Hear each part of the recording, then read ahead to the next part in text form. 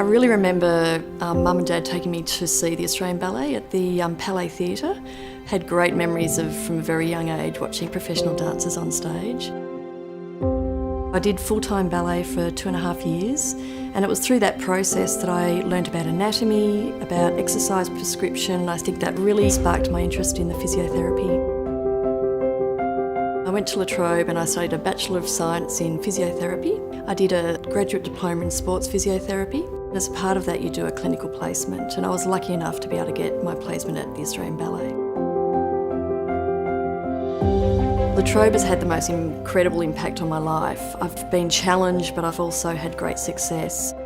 My proudest moment for all my career was really walking up on that stage to accept my PhD at La Trobe for the graduation. Research is really important, but it must be able to be translated, and it must, in the end, help the person that we've got in front of us. We want to do research that improves the injury prevention for ballet injuries, but dance in general. But we also want to develop a research program that optimises their performance. Our company travels for 5 months of the year, and that's really unique. I think it's been really challenging for my family. I've had to leave my husband to do all the work at home while I've tripped all over the world, but also as my children were growing up, they had to travel with me as well.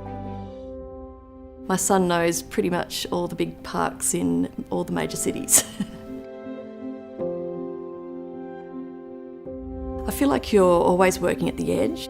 We're always pushing the boundaries, trying to make sure that the dancers can really push to their absolute limits and beyond, but also making sure that they can do that without having injury that might be threatening to their career.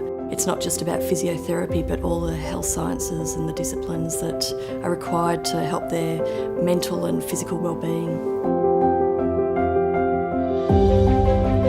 Now we have Olympic athletes or AFL footballers coming to us to get some advice about how to manage some really tricky injuries, and that's really fun.